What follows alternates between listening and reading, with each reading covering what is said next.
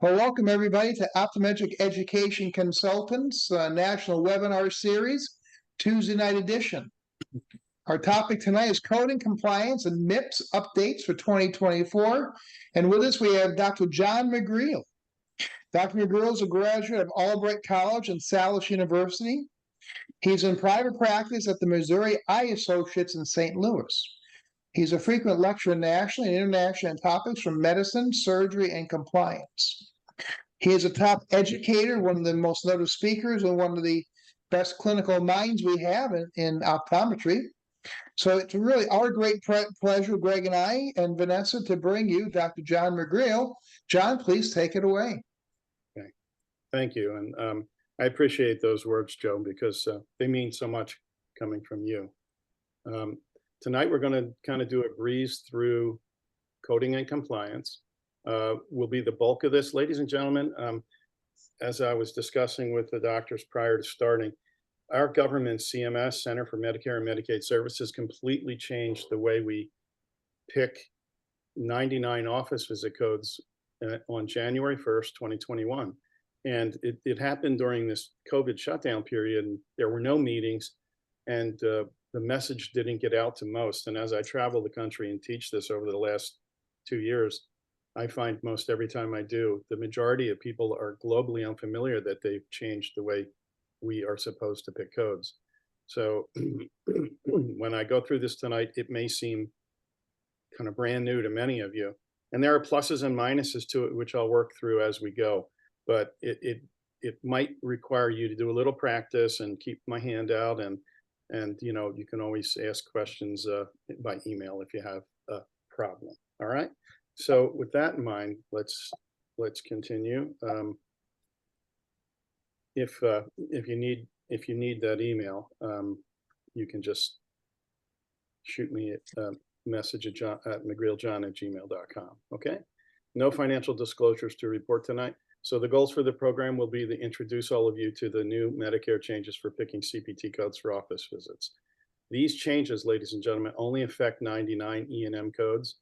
The 92 office visit codes that are the other side of the coin that we have to use are not affected. The 92 XXX codes have not changed in years. What has changed is reimbursement, and that's important to kind of pay attention to as we work through this. So basically, there are new method of code selection. The old way, and tell me if this sounds like what you're all doing, you would see a patient take an exhaustively long history, right? The history would sound like this: a chief complaint, 4 elements of history of present illness, past history, family history, social history, and a review of 14 systems. That sounds familiar, right? And you all kind of plow that into your medical records like lemmings because you're supposed to, and we're smart people and we do what we're supposed to do. The next thing you do is conduct an eye exam where you do 12 eye tests, things like visual acuity, cornea, muscles, tension, pressure, EOMs, corneal lens anterior chamber, IOP, cup disc ratio, retina vitreous, 12 eye tests plus neuropsych for a total of 14. Then you have now done this massive history, this massive eye exam, and then you go to medical decision making and you decide if you treated them or didn't, or referred them for surgery. And you take a raw score for your history and a raw score for your exam and a raw score for your medical decision making, and you add those 3 things together, and that drives your final E&M code. So this is the way we have done it since 1997. The entire country, every doctor, no matter what specialty, since 1997, we all do it that way. And that's how we get judged. That's how we get audited. That's how we get into trouble. The EMRs came along and were built and constructed using this exact methodology. And I'm here to tell you that all of you are still opening up an EMR every day with the same old stuff, and you're plowing it in there in the same old way, and you don't need to do it anymore. The actual amount of documentation required now in 99 codes is next to nothing. The good news is you now have the freedom to document what you want. You get a freedom to document what's important to figure out the patient's examination today. And copying forward and pasting in reams of data from previous exams and things that are completely irrelevant or superfluous have no meaning. And so you have to pay real attention to this so you can begin to go back to the office and streamline what you do, because you're actually doing too much. You're wasting time, and that's costing you money. So I'll walk you through this in baby steps, but this is a real radical change. And I think older doctors particularly like it, because it's very much analogous to how they came up when they could have a whole medical record on an index card, or they could have 3 visits on one piece of paper, and just write what was important, the so-called old SOAP format days. But now it's going back kind of old school to that. You can just write what's important. I'll get into the details of it later. So the truth is there's less to document, less work to do, and your chances of getting through a compliance audit went sky high, because they can no longer come after you because you forgot to dot this I or cross that T. It's not that hard anymore. And we'll look at the Medicare physician fee schedule for 2024 and get you prepared for 2024. There's very little updates in the ICD and MIPS. So we'll spend the bulk of the first hour trying to help you understand how to pick these new codes and how to document them or how to not document them. So background information for 2024, the Medicare Part B deductible resets January 1st, and it will be $240. Patients pay out of pocket. That's an increase of $14 since last year. The patient's standard Medicare Part B premium will be $174.70, which is a $9 increase from last year. The cost of living Social Security adjustment will be 3.25%. Last year it was 8.75. So the patients are paying a little bit more this year, but it's overall a wonderful insurance plan put into place by President Johnson to be a social safety net for people that are old and don't produce income, but may have not saved enough for a rainy day. As much as I like Medicare because it likes optometry, it doesn't discriminate. We're a physician by statutory definition. Our fee schedule is the same as every other physician in every other specialty. The problem with it is that they're kind of pushing everybody into Medicare Advantage plans, which are growing by about 8 to 10% a year. Not too long ago, Medicare Advantage was just an experiment. Now it's 50% of the total number of Medicare subscribers. And there's a lot of trickery involved in selling patients to get them into Medicare Advantage plans. Often they get locked in and they kind of realize they got sold something that they didn't really want, and they can get back out a year later. But there are lots of commissions being paid to people to sell people Medicare Advantage plans, which are not always the right decision. CMS announced about a 3.4% reduction in our Medicare physician fee schedule this year, folks. So our fees are going down a little bit. It's about a 3% reduction across the board. Ophthalmology fees in specific have been reduced about 2.2%. So the fee schedule reduction isn't huge, but it's part of a trend. It has been going straight down for almost 30 years. As an example, when I trained cataract implant surgery, paid $3,000. Now it pays $500. And if I co-manage with you, it pays $400. So that's quite a difference in a short period of time.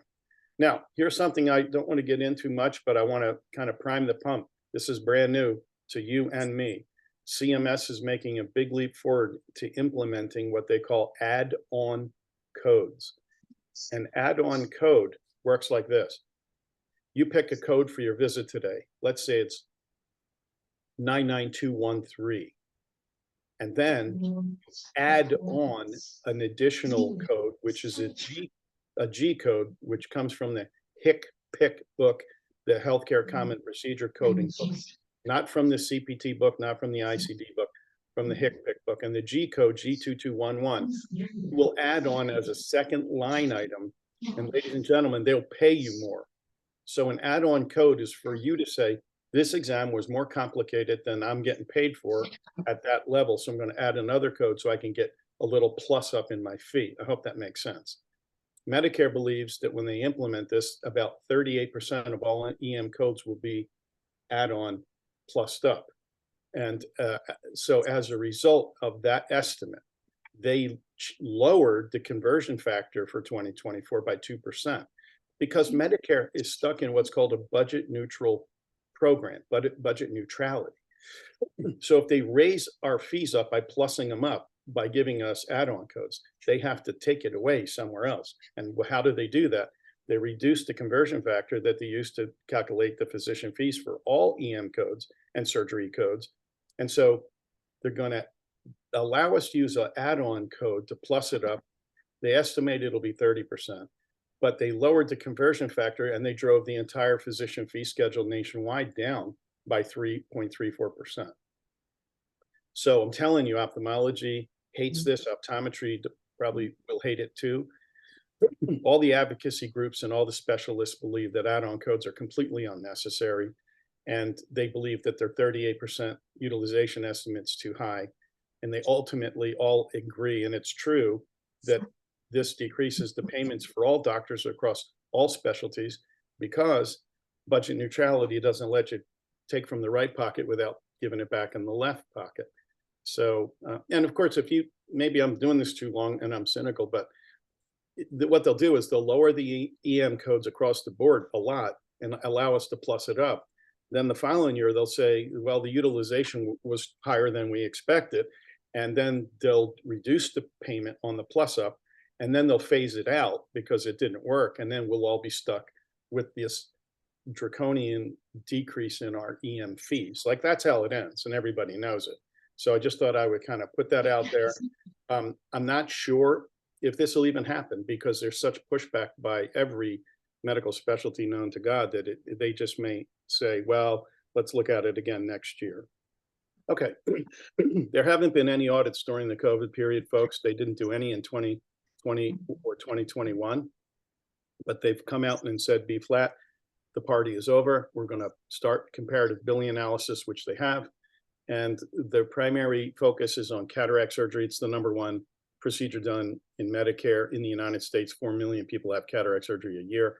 They're also looking at intraocular injections, because there's been 7 million intravitreal injections for AMD wet, and now AMD geographic atrophy dry. And of course, they're looking at overuse of botulinum toxin. So the other thing that they're focusing on, which optometrists need to pay attention to, are procedures that have a 25 modifier. Basically, if you're billing for a surgical procedure, like a foreign body removal of the cornea or conj or frontal plugs or misdirected lash, any of those surgical codes that we do in the office with a 10-day global period or less, you're not supposed to bill an office visit with these. They want you to just bill the surgery and not the office visit if it's an established patient. If it's a new patient, then of course you need to do an exam, take a history, because you're going to prescribe antibiotics. So I know all of you probably bill office visits, do the surgery, put a 25 modifier on the office visit to try to get paid for both and use a different diagnosis code. And if you do that, it's probably because I was one of the ones that taught you to do it. But I'm just telling you that that is #2 on the OIG's hit list in terms of who they're auditing. Their filters looking at 25 modifiers. And the reason that became a trap is not our fault. We don't overuse this code. I'll throw the retina doctors under the bus here. When the retina doctors do 7 million shots a year of anti-VEGF drugs, they always bill an office visit with it. And Medicare says they're not supposed to. So Medicare paid for 7 million unnecessary office visits at $85 a pop. Do the math. So the way they're going to get even is, say, if you put a 25 modifier in anything, we're looking at it. And that's in an attempt to just make retina doctors simply inject the person and not bill an office visit, because frankly, most of these doctors are they're running injection clinics, right? The patients don't get exams. They just come in and get a shot and leave. And so CMS knows that 13% of all exams by optometrists and ophthalmologists were billed with a 25 modifier. So that's on their list. So be mindful. The only new CPT code for 2024 is right here, and we don't do it. It's suprachoroidal injection of a pharmaceutical agent. So the next big thing in retina is not injecting into the vitreous, but rather injecting into the suprachoroidal space.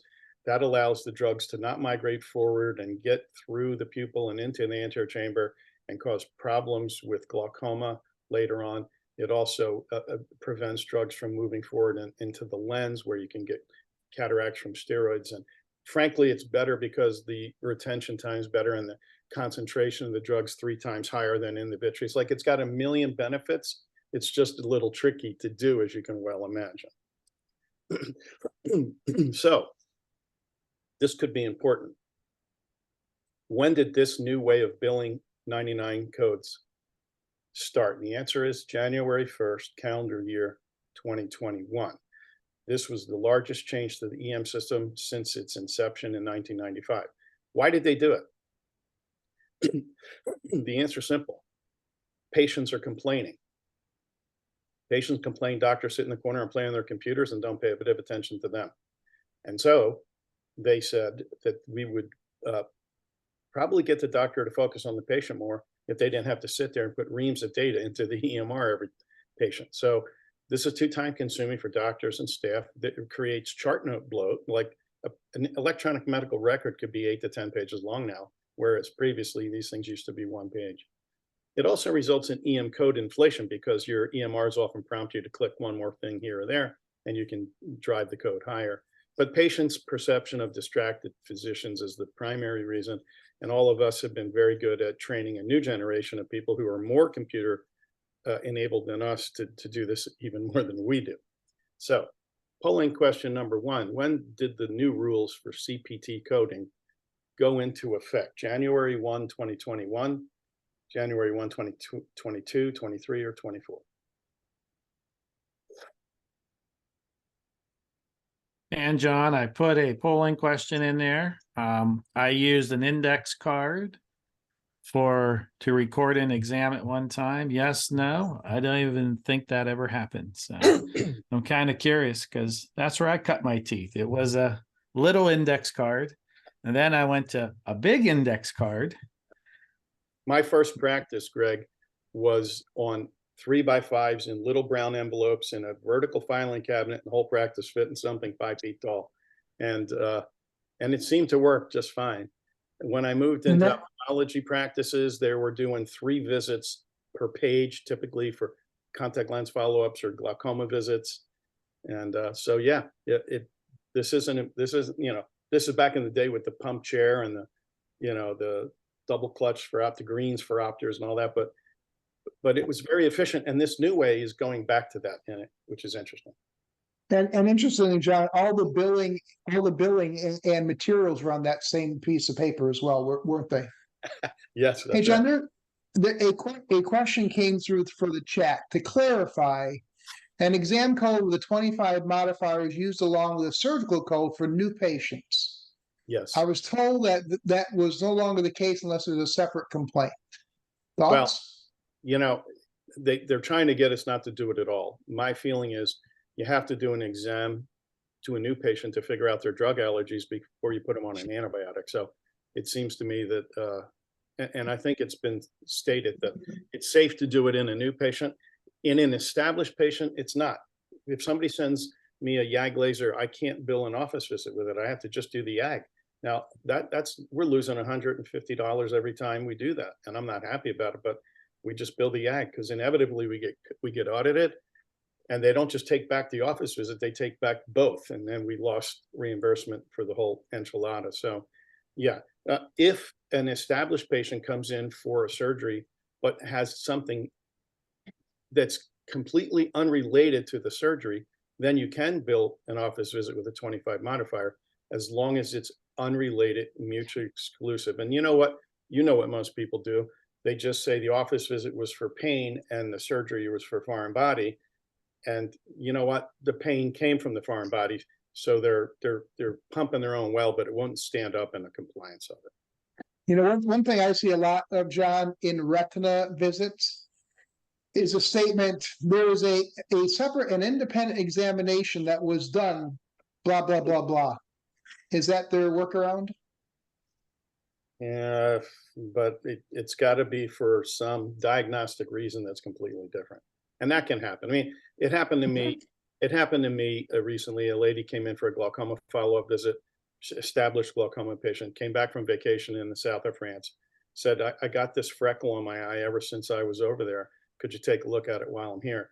I said, sure. I looked, it was a foreign body that was rusted in her limbus. So she was here for glaucoma. I took out the farm body, mutually exclusive, unrelated. And in that instance, I can tack a 25 modifier on the office visit and get paid for both. But that's the exception, not the rule. And John, most everyone, well, 77% of the people got it correct with January 1st, 21. Okay. And we have some oldies in here. We got 22% that used it and 67% that said no. And we have 6% or 5 people who are like, I don't think that ever even happened. So. Yeah, interesting. Well, all right. No comment, right? We'll just We're just old. yeah. If you take us 3 out of that, then that number would even be worse. So here it is, my friends. This is the first time I'll say it, not the last. When it comes to documentation, you need to only focus on what's changed since the last visit. The only thing you need to review in your patient's history and write down is what is important to you today. And it doesn't matter what their third cousin's fungal toenail stuff doesn't count for anything anymore. So you have no need to re-record any defined list of required elements of the history. You have no need to re-record any defined list of elements of an eye examination. The history counts for 0 in the code selection process. The examination work counts for 0 in the code selection methodology. The only thing that counts is medical decision making. And so you're all used to do a big history, do a big exam, do a big medical, and then kind of cipher it all together using the 3 of 3 rule. It's gone, folks. So you document the history that you need, and that's it. Document enough so that when you see the patient back, you know what their problem was. You have to leave yourself crumbs in case you get lost in the woods. You need to document enough that another colleague of yours could look at that patient and figure it out if they're following them next week because you're not here. And finally, you need to document enough so that if a malpractice attorney takes a look at your record, you had a very focused, defined history that was on point for what you did today. But all of the other meaningless, unnecessary copy pasted forward function, it's over. You don't have to do it. So again, past history, family history, social history, review of 14 systems. It does not need to be done every visit. No value assigned to extraneous notes, no unnecessary copy, paste, duplication of data. Only document what's important to you today in the history. Only document what's important to you today in the exam. Nothing else counts. You cannot get into compliance problems because you didn't fill the record up with the CCHPI, past family social history, a 12-point eye exam, a review of 14 system, it's gone. So it's hard to break habits, right? We're all creatures of habit. Your staff is a creature of habit. There may be scribing for you and plowing this all in, and you're going to have to kind of get everybody to hit the brake here because you're wasting time, frankly. And this isn't an attempt to improve the quality of care, give you more time to give to patients, or add more patients to your schedule, right? But doing nothing and keep plowing in more and more, like ultimately the EMRs need to figure this out and make some modifications too. And then we need to train our students differently because we're training them the old way, and that's a shame. So this reduces doctor and staff time. It streamlines the medical record. Your chance of surviving an audit went way, way up. The American Medical Association estimates with a conservative reduction of 2.11 minutes per visit, like that's what they think. They put pencil to paper and said, you're going to save 2 minutes a patient. If you see 20 patients a day, you're freeing up 180 hours to focus on other things or more patients. They rolled the dice and said, if you make about $100 a visit, which is low for optometry because we're usually 85 to 150, and that doesn't include fields, photos, gonioscanning, laser pachymetry, glasses, or contacts. It's a very low number. But even if you assume $100 a visit, if you simply added 1 patient to your morning schedule and 1 patient to your afternoon schedule, you would drive $37,000 of additional revenue per doctor by just not wasting your time and their time cranking in all this stuff that doesn't count. So, I mean, I know it's a lot for you to kind of swallow at once. You'll have to play with it, but less is more. That's the new way. And so you can't complain when somebody tells you to do less. It's old school. It gives you the chance to use your brain and write down exactly what's important. Okay, now, one more time, the history obtained and the examination performed are no longer elements in code selection. When you pick a code, we use what's called the 2 of 3 rule now. So previously, for the last 25 years, you used what was called the 3 of 3 rule on new patients and the 2 of 3 rule on established. Now, the new way, you use the 2 of 3 rule on everyone, which is easy. So in January 1st, 2021, when they changed this, they deleted the level 199 code. It's gone. So we used to have 10 EM codes. Now we have 9, 4 new, 5 established. So the Medicare allowable fees are here, and they did something else when they changed this. They did what they called fee schedule synchronization. And if I asked 1,000 optometrists, if I had a beer and sat next to them and said, hey, what do you use more often, 99 or 92? The class answer is always 92. And if I said why, they would say because they're easier to document and they pay better. And that is exactly the truth, and it has been for 25 years, but it's not the truth now. Since January 1st of 2021, they decided, hey, optometrists and ophthalmologists are smart people. You know what they do? All things considered equal in documentation, they pick the code that pays better. Every time they pick up $3 here, $5 there, $12 here, because that's what we do. And ophthalmology does it too. So what they did was they said, let's make these guys even. So they decreased the reimbursement for 92 codes, and they increased the reimbursement for 99 codes until they got what they call fee schedule synchronization. So if you look at the 99214, it pays $124. If you look at the 92014 at the bottom, it pays $122. So they lowered the 92, raised the 99. And in fact, if you're picking a code based on reimbursement, which you may or may not do, and I'm not telling you what to do because we can't talk about fees as a group because it's very dangerous. But I'm just helping you read your mail. This is the Medicare physician fee schedule. It's on cms.gov/physician fee schedule. I just put it up here for you. So they both pay about $124, right? But the 99 code pays better. Let's look at the in and out typical glaucoma visit, 99213, pays $87. Let's look at the other code that could often be used, 92012, pays $86.54. There used to be a $15 difference favoring the 92 intermediate code here, and I use it all the time because $15 is too much of a delta to ignore.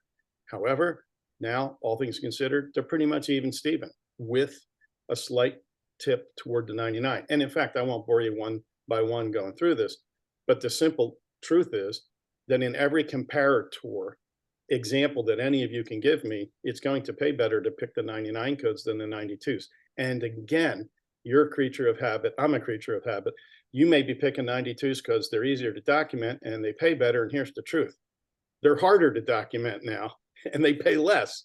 So you need to change your office paradigm. You need to get with your partners, your associates, and you need to sit down and have a powwow and kind of look at things and change your behavior. Because if you do, you'll pick up $1 here, $4 there, $3 here. It doesn't sound like much, but it's a lot at the end of the year. Little grains of sand at the end of the year add up. So I want you to pick the codes that pay best, and I want you to take advantage of the decreased burden of documentation on the 99 codes. So let's do the hard part. This is what we came for. We're going to pick codes the new way, and this is difficult, so bear with me. We have 2 methods of code selection, folks. 2 methods. You can pick 99 codes now using medical decision making, or you can use time. Time meaning how much time did you spend examining the patient? How much time did you spend figuring out the patient?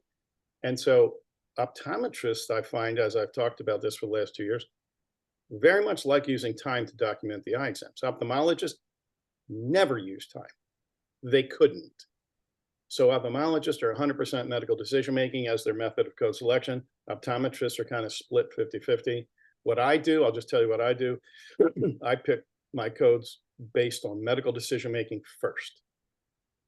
If I don't like the answer, I try time. And sometimes I get a better answer. And you would say, well, that makes no sense, John. If it was a perfectly designed coding system, it wouldn't matter which method of mathematics you deployed, you would get the same answer. But it's not a perfect system, and you don't always get the same answer. So I'll use medical decision-making as my default. If I don't like the answer, I'll try time. Okay? So we have to work through each one. I want you to remember that the old way, the documentation of history, documentation of examination, documentation of medical decision-making, that's gone. Except, here's where we get complicated. Some doctors examine patients when they're not in an office. So who would they be? They would be somebody who does work at a nursing home, or does home visits, or does domiciliary, or does emergency room, or does. So if your place of service is not the number 11 on your billing form, because you're providing eye exams somewhere else, you can't use this new system methodology. You have to go back to the 1997 framework that requires exhaustive documentation of history, exam, and medical decision-making, and uses the 3 of 3 rule. So now it's really hard. If I was to teach this to students who are brand new at this, I would have to teach them the new way using medical decision-making and time. I would have to teach them the old way in case they ever end up in a place of service that's not office. And then I would have to teach them the 99. So this actually got harder to teach people. You already all know the 92, and you know the old way.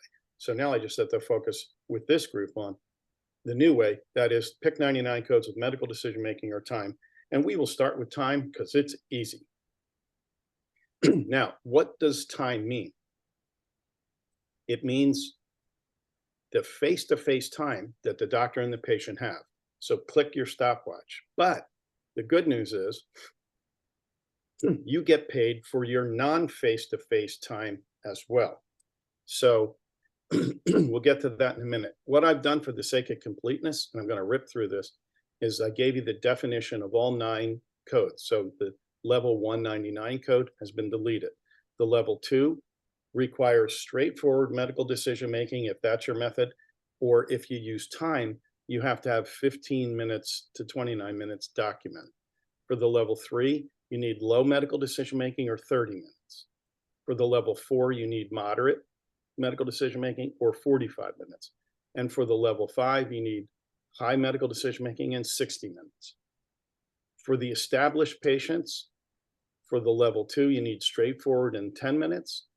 For the level 3, you need low medical decision-making in 20 minutes. For the level 4, you need moderate medical decision-making in 30 minutes. And for the level 5, you need high in 45. So, polling question number 2. Which codes are affected by the new regulations? The 99, the 92, surgical codes, or special testing codes? John, could you go back one slide, please, for the 05?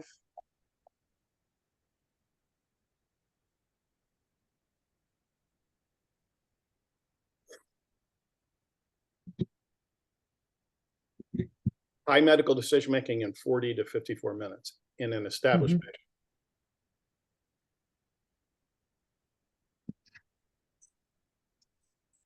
What would you suggest would be a legitimate condition or situation where one would bill a level 5? You can't answer that anymore. You have to just go to the 3-step process I'll show you in a minute, which involves giving me a score for the problems, giving me a score for the data that you reviewed, and giving me a score for the risks involved in their management. And when you give me those answers, we can, so you're trying to pick the answer without doing the math. We got to do the math first. You'll see, it's easy. It's actually very easy. but it's different. And therefore someone has to walk you through it line by line, explain what the terms mean. It's very poorly written, Joe, and the terms are ambiguous. It works beautifully for specialists. It doesn't work well for primary care medicine and doesn't work for optometry very well, but it works well for subspecialists in particular. Yeah. So the new codes only involve 99. That's the correct answer. 92 codes haven't changed in 5 years, neither has anything else. Okay. So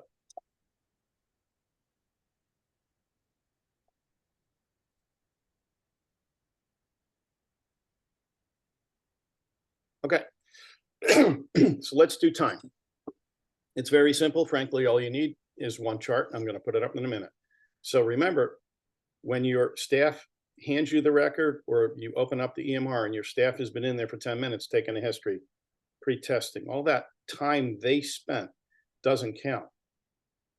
But when you review all the data that they gave you, it does count.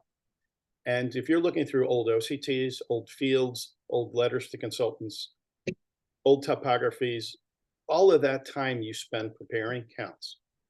But what doesn't count is time spent with scribes, technicians, assistants, opticians, and orthoptists. Okay, so but the time you spend preparing to see the patient plus the time you do spend seeing the patient all goes into your score. So here is what you need to know. Time that counts is a function of face-to-face time plus non-face-to-face time. And face-to-face time and non-face-to-face time are basically the following bullet points. 1, preparing to see the patient. 2, obtaining and reviewing a separate history. 3, examining the patient. 4, counseling and educating the patient, family, and caregiver. Ordering medications, test procedures, communicating with other doctors and referring them, closing and finalizing the medical record, and coordinating their care with specialists. All of these things happen. And as you know, they take time. Making letters and referrals, it all takes time. And that time luckily counts, which is why optometrists find very easy to use time.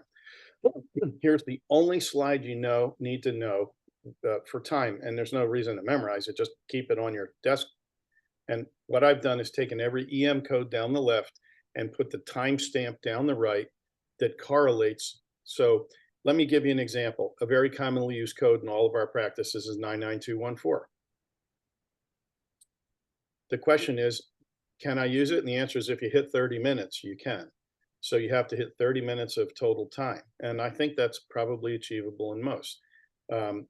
As you may or may not have noticed, the timestamps for the new patients are quite a lot longer than the established. So look at the level 99204, new patient level 4, 45 minutes. But under the established patient level 4, it's only 30 minutes, right? So it's much easier to be higher level EM codes in an established patient. So a question I would have for you is, why did I say earlier that no ophthalmologist uses time? And the answer is because there's not one of them that spends 15 minutes with a patient. I've been working with ophthalmology for 30 years. They spend 1 minute. 1 minute. And so, they really couldn't possibly do it this way. The average MD, even in primary care today, the average physician in the United States of America sees a patient for 6 minutes. So how could they make this work? The answer is they can't. So they use medical decision making. Now, this is a code that won't be used much by almost any of you, but I'm putting it in for the sake of completeness. It's called a prolonged physician service code 99417. And here's how it works. This code can only be used when you're at the level 5. So you have to be with a very kind of a sick patient here. But some of us practice in places where we have a lot of morbidity and mortality. And so here's how it works. If you pick the level 5 exam today for either a new or established, if they're at the level 5 and you go beyond 74 minutes in a new patient for the total experience, then you can add on the prolonged physician service code and pick up over an extra $100. So it's kind of a second line item. In an established patient, if you're at the level 5 and you go beyond 54 minutes, you can piggyback the prolonged physician service code on and pick up another $100. So this can happen. It doesn't happen a lot. Maybe angle closure, you have them in the office, you're giving them drops and pills and and getting their pressure into a safer place before you get a peripheral iridotomy could be an example, but you have to be careful, okay? And this can only be used at the level 5 newer established.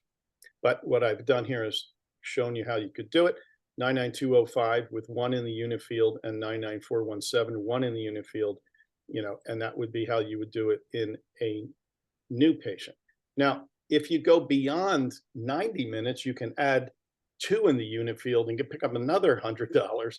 And if you go beyond 105, you can add the 3 in the unit field and pick up another 100. Now, I don't know what any optometrist should be doing in the office for 105 minutes with one patient. I just don't think it comes up much, but it's there.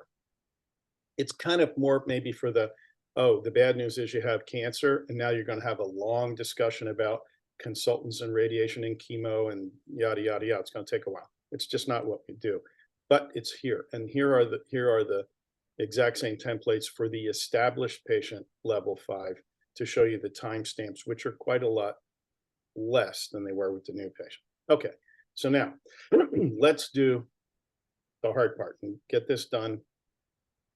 The rest of the night will roll on easily. Picking a 99 code based on medical decision-making, not time, is completely different than any of John. Yes. Before you move on out of time, because I looked at your handout, Okay. 2 questions came in. One asked about, does refraction count towards the total of time? No, because it's its own separately identifiable purchased medical service with its own CPT code. So that's 92015. Correct. And then it says low vision exam runs 90 minutes. Except what you're doing in a low vision exam is refractive optical work, which is not got anything to do with an E&M service. Admittedly, it's a long, complex optical problem that you're solving, but it's really optics and refraction.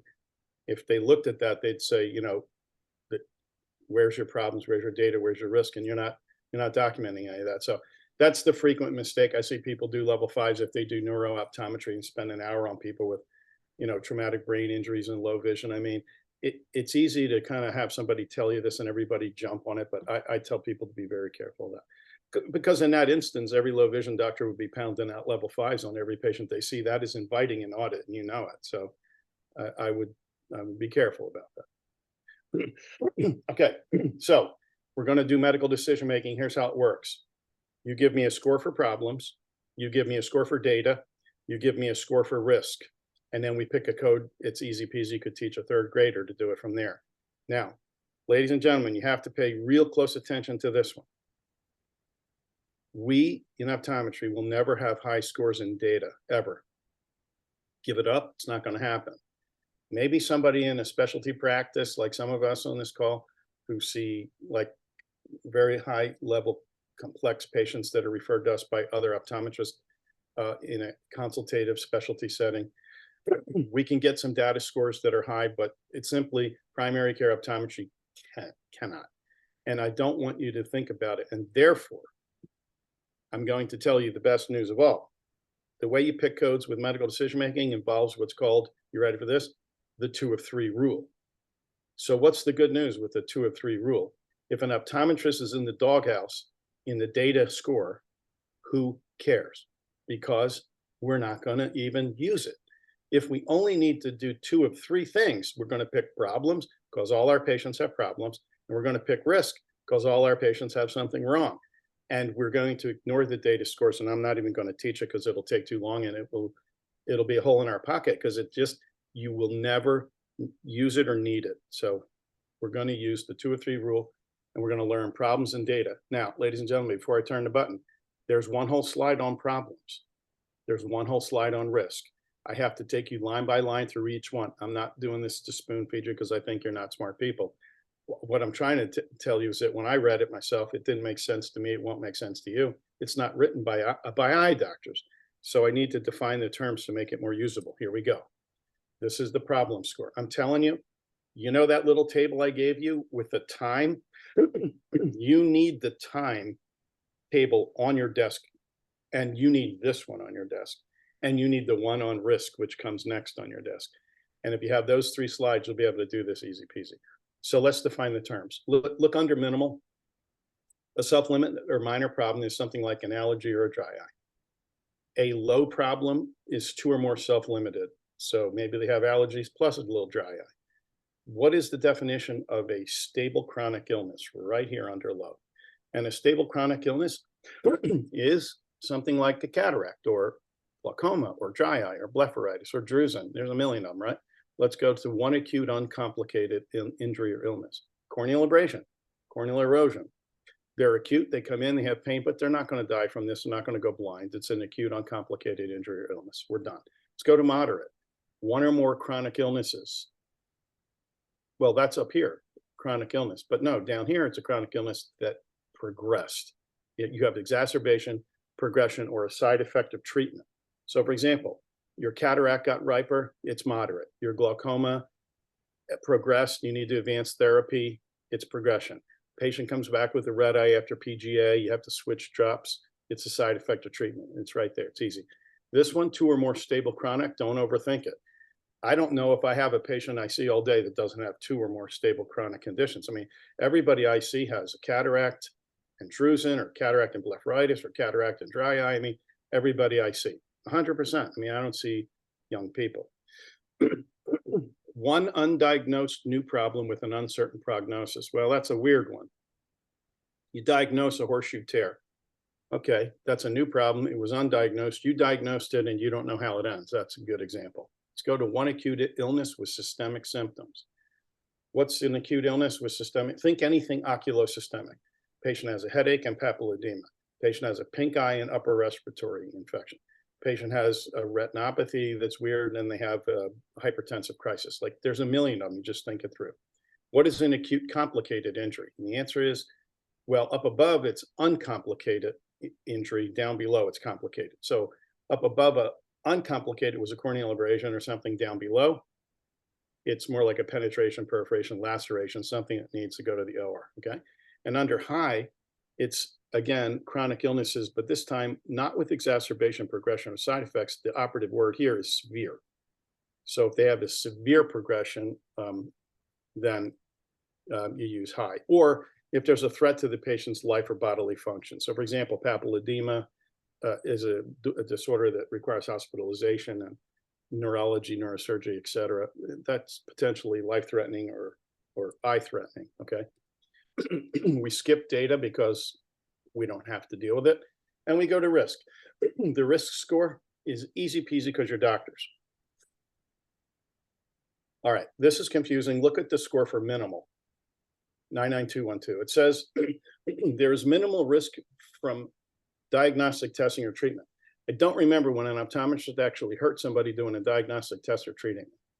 So let's go to the low. It says low risk of diagnostic testing or treatment.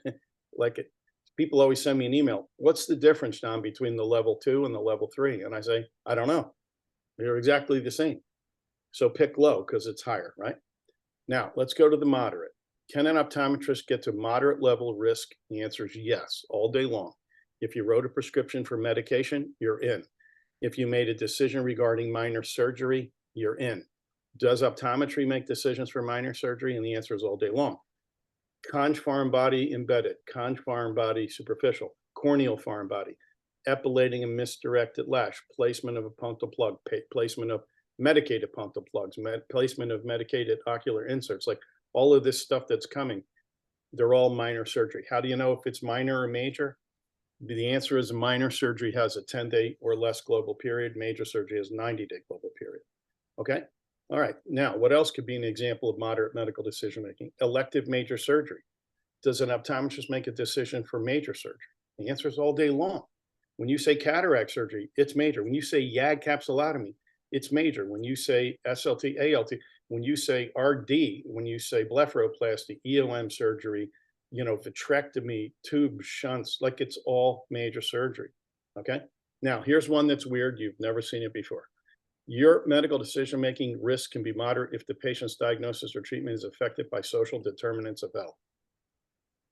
What the heck does that mean? Well, I looked it up, and basically what it means is you make a plan for diagnosis and treatment. It can't be executed because of something with the social contents. I'll give you an example. I saw a patient, signed her up for surgery, went to the surgery center, didn't have her $250 copay that's required at the ASC because that's what her United Healthcare Medicare Advantage plan required, and she went home. So it's not my fault, not her fault, it's not the surgery center's fault, but her treatment was interfered with because of a social thing. So why aren't you good with your compliance in glaucoma? I don't have enough money for car fare to get here. Why don't you take your jobs? I can't afford them. Why can't you get glasses for your kid? Because I can't afford them. These are all things that you can now use as moderate medical decisioning for risk calculation. Now let's go down to high risk. Drug therapy requiring intensive monitoring for toxicity. We don't do that. Yeah, I know you do, you know, Elmiron and you do hydroxychloroquine. That's not intensive monitoring, folks. Intensive monitoring is you're in the hospital with COVID and you got a tube in your throat and there's 14 consultants looking at you every hour. That's intensive. We don't do it. Decision regarding elective major surgery. Wait, elective major surgery was up here under moderate, but down here, it's major surgery when there are patient or procedural risk factors. So for example, you want to do cataract surgery on my mother, but they won't let you because her heart's not strong enough. Okay, or you want to do a tube, or you want to do a Zen implant for glaucoma, and when you get in there, the conch is shot because they had previous retinal surgery, so you have to convert to a different procedure. Like these things don't come up much, and when they do, it's a medical surgical practice, but they're out there. And down here, if you ever make a decision for emergency major surgery, it's a high score. So do we do that? The answer is yes. When does an optometrist say, hey, I need emergency major surgery? And the answer could be somebody has a full thickness laceration, you know, and the chamber's flat and the iris is on their, ripped in half, the lens is on their lapel, that kind of thing. That's major, as would be a pressure of 70, acute angle closure glaucoma. They need emergency surgery now or they're going to lose vision. Like maybe some of you think of, you know, a macula on, you know, big retinal detachment. That would be another example. So we do see this stuff, right? And if you make a decision for hospitalization because of things like HIV in the retina or, you know, come up with whatever else, papilledema, et cetera, that would count as high, as would a decision to de-escalate care because of poor prognosis or do not resuscitate. So there you have it, my friends. All you have to do is concentrate on that problem slide and work through it until you get familiar. Then skip data, then work through the risk slide and get familiar with it. And now we're going to use the 2 or 3 rule to pick the code. Here's how it works. Hey, John, real quick here. This one pops in our head. Joe and I talk about this case all the time because it's changed. Essential retinal artery occlusion. You know, we don't breathe into the brown paper bag. Every school taught brown. Joe and I teach, you know, it's not brown. It could be blue or green. But anyway, we now send them to a stroke-ready hospital. Would that be considered one of those examples? Well, let's go backward. Let's go backward to the problem slide. So the problem is they have central artery occlusion, you said? Yep. Central retinal artery occlusion. So if it's a central artery occlusion, this would be a severe exacerbation of a chronic problem, right? So your problem score would be high for sure. Now, we don't care about your data score. We go to the risk score.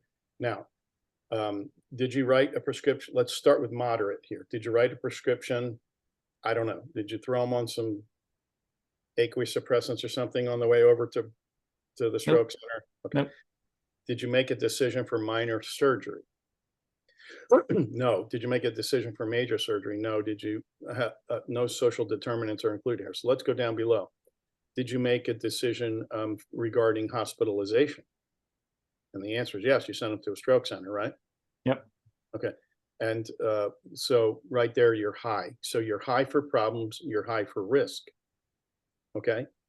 And we only need the 2 or 3 rule. So we don't care about data. So you have high problem, high risk. I can tell you the answer to the question is your code will be 99215 if they're established or 99205 if they're not. And now let's show you how that works. This is the table. Sure, you're welcome. This is the table here that shows you how to actually play the game. You need this slide.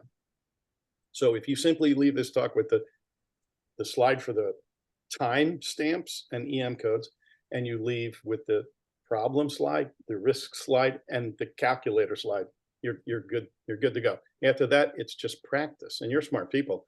And you pretty soon start to realize this is easier and you like it, and you have to document less.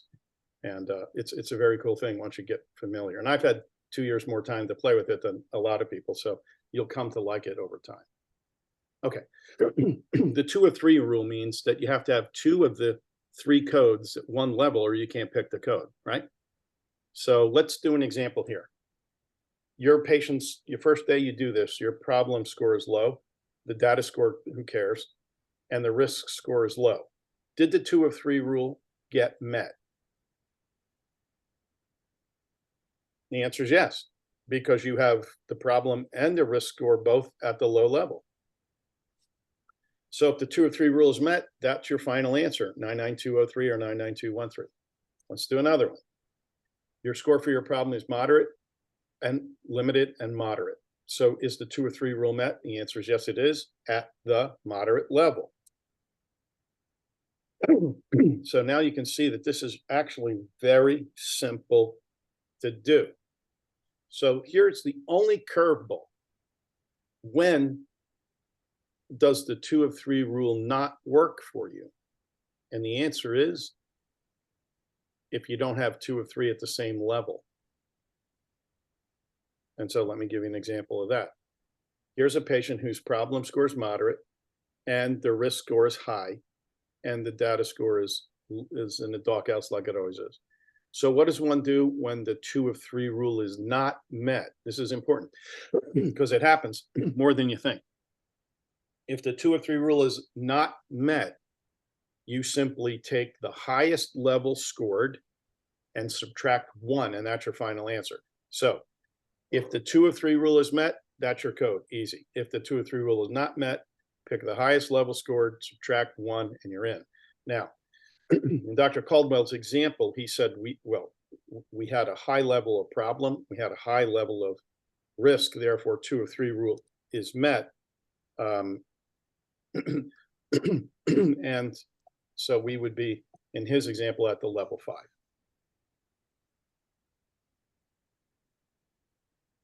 So the poll question is, documentation of office visits 99 now require which of the following? The same amount of documentation as previous, far more, far less, or the same as 92 codes?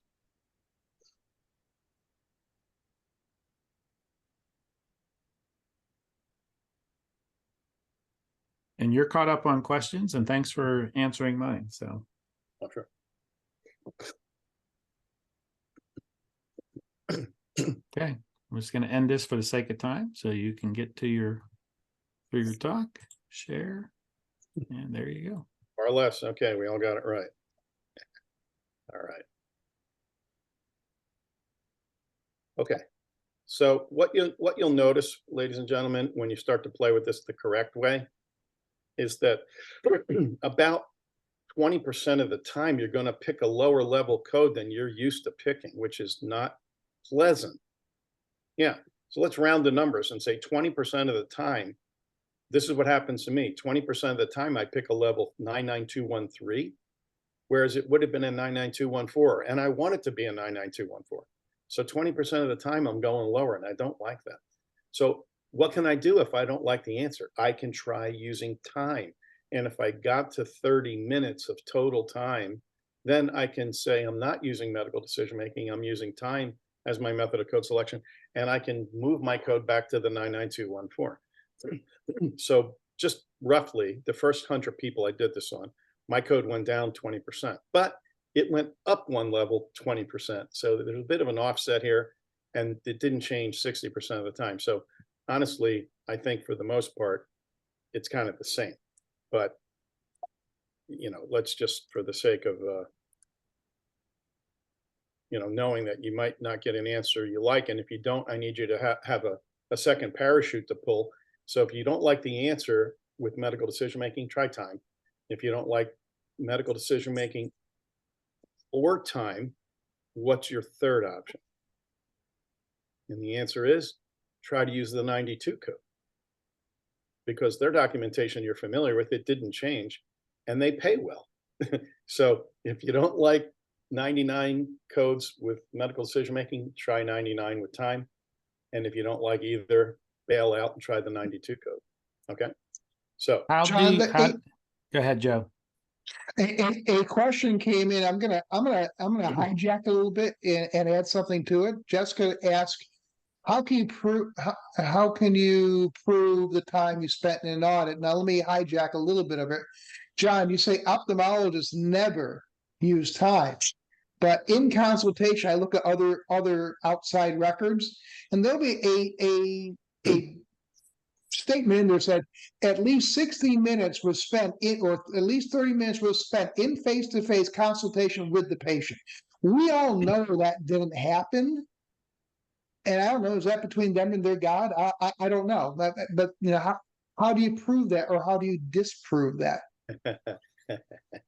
yeah, well, smart people, right? You're all asking all the right questions. So far, it's not a perfect world, so it's clearly the honor system, right? And that's not a good system to have an honor system. The ultimate way this will be solved, Joe, is with the EMRs to finally figure out what I'm teaching tonight and actually allow you to kind of clock in and clock out and clock back in and clock out when you're finished and kind of keep a rolling number of the time. But until the EMRs figure this out and software allows us to keep real tight time, it's very subjective. And yeah, so, you know, if that's what they're writing, they could probably sit and bill level 5s all day long. But again, you know, you don't want to invite compliance audits. Like, you don't want to just say to the IRS, come look at my taxes, right? You just don't want that. So yeah, you have to, you know, Joe, I always have a cute little expression. I say, little pigs get fed, big pigs get slaughtered. So, you know, I'm involved in enough compliance audits as an expert working for the FBI and the OIG. And then I work on the other side defending optometrists if I think they're being wrongfully accused, you know, or they did something that was an honest mistake, not fraudulent or criminal. Like, you know, so I see the dark side. So, you know, that's why I kind of laugh about it all, because it's, people don't talk about this at cocktail parties, but it does happen, and we all have to be staying between the yellow lines is the mission tonight. And you know, how you interpret it is up to you, but try not to interpret it at all. It's very clearly and concisely written. Just comply. You know, compliance is not optional. You know, just be so you got the message. All right. Now, when would an E&M code be used instead of an I code? And here's the thing. Remember, if your place of service is not in the office, you've got to use the old methodology. And remember, a lot of commercial plans cap a 92 code for frequency at once a year. So if you use a 92014 more than once a year, sometimes they'll ding you on that. So, you know, if you already did a comprehensive 92 and they're back with another big problem, don't bill another 92 comp in the same calendar year. They may deny it. That's a good opportunity for you to deploy a 99 code. And when you're reporting prolonged physician service codes, should any of you do that low vision work and et cetera, you want to always report that with a 99 code. And then just remember, frankly, the biggest reason I pick 99 codes over 92 codes is because they pay better across the board for the last 3 years, and that's not changing. So when do you have to go back to use the old sunsetted 1997 guidelines? If you're providing hospital inpatient care consultation in an emergency department, nursing home, domiciliary, you do private home visits or rest home codes, then you have to do the old school way. All right. Now, the 92 codes, ladies and gentlemen, have not changed in the last 5 years. They do not require dilation. People always ask, do I have to dilate for a comprehensive 92? Because previously you did, but now the answer is you don't. The word I put in bold and yellow italics says often includes mydriasis, so you don't have to dilate them for compliance. Now, it's a good idea to do that for medical reasons, but for compliance, you don't have to. And it's important. A lot of optometrists use the Optos machine, you know, and they don't dilate them unless they need to. And if this definition said must include mydriasis, that means pharmaceuticals. And if it's not in the record and all you did was do Optos and you didn't drop anybody, they'd pull a lot of your money back. And so it's important to know this one slide's definition. I'll be honest with you. You could buy this CPT book once a year and only look up one thing and it would be that. What's the word often? It says often includes mydriasis, therefore I don't have to dilate them. But 1 year it said must. That means every single person, you better dilate if you use that code. Like, that's a big difference. So let me just tell you how these words have changed. 1 year it said often. 1 year it says must. 1 year it said might. 1 year it said as indicated. 1 year it said often as indicated. 1 year it said always. So might, must, often, always, like they change the one word every year. But this year in 2023 and next year in 2024, the word is often, which means you do not have to dilate anybody to use a 92 code, comprehensive or intermediate. Now, the next, John, I think the great term would be always as indicated. If they put that in there, that'd be lovely, I think. yeah, well, and let's go back to the 99. Does that require dilation? And the answer for compliance, and the answer is no. Why? How do I know? Because the history counts for 0 and the eye exam work counts for 0. The only thing that counts is medical decision making. And then you do problems, risk, and use the 2 or 3 rule. So we can conclude tonight that you don't have to dilate anybody this year for compliance, although I'm sure we all agree that it's a very important thing to do to avoid medical errors. So, John, just to get caught up, a couple quick questions from the audience. And I think they're good and straightforward questions. I think will be easy to answer. Can time count if a patient asks a lot of questions? yes, I mean, because that's face-to-face time and counseling and coordinating their care. So, yeah. And is correspondence time, hold on, I'm gonna move. Is correspondence time the referring doctor or conferring data PCP considered in the time?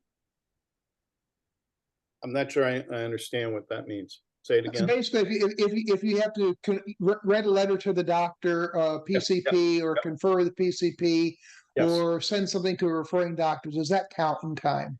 correct. Clock is running there. Yeah, yeah. Okay, and another question, only heard that time counts on the same day of the visit. So finishing a chart, reviewing scans the next day does not count. Is that correct? Exactly, correct. Yeah, you have to kind of take care of it all in the same day.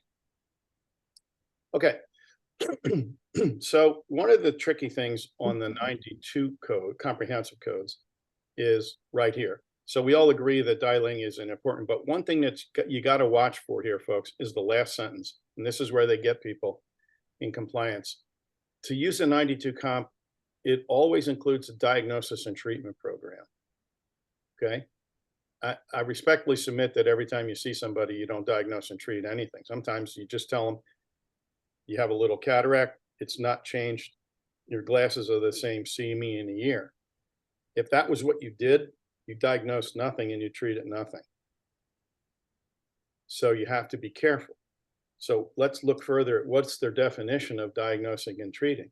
The answer is clearly written in the CPT book, which is what the auditors and the FBI, who are lawyers, all go by the bloody print.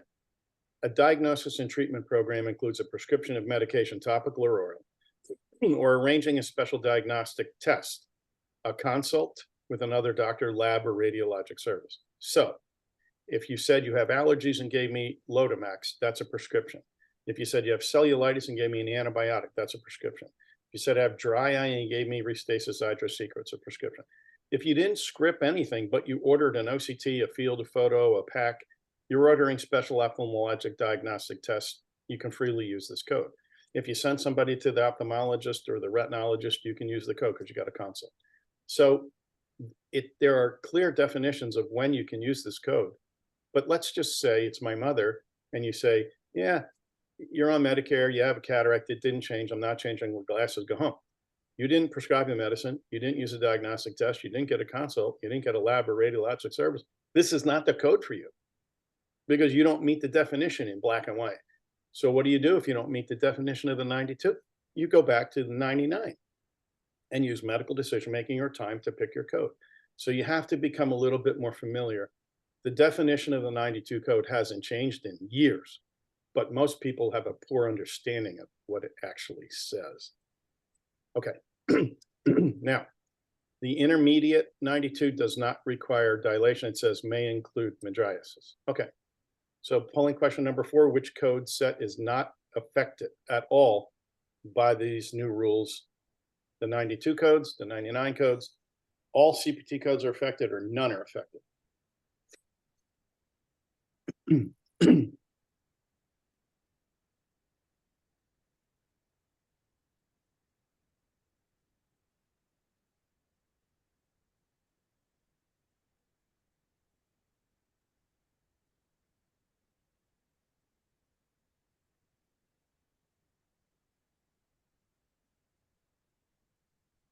And it looks like you're caught up on questions. And everyone's rolled in nicely here. So I'm going to end the poll. Here come your results, John. Yep, the 92s are not affected.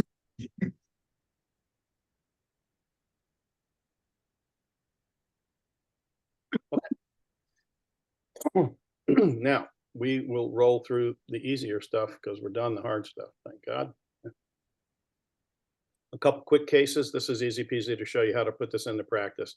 Case number 1, patient comes in, they can't see, they used to be great, now they're not, they need gag laser capsulotomy. So your medical decision-making problem score would be moderate. How do I know? Because your condition has exacerbated or progressed and now requires surgery. Minimal data, but who cares?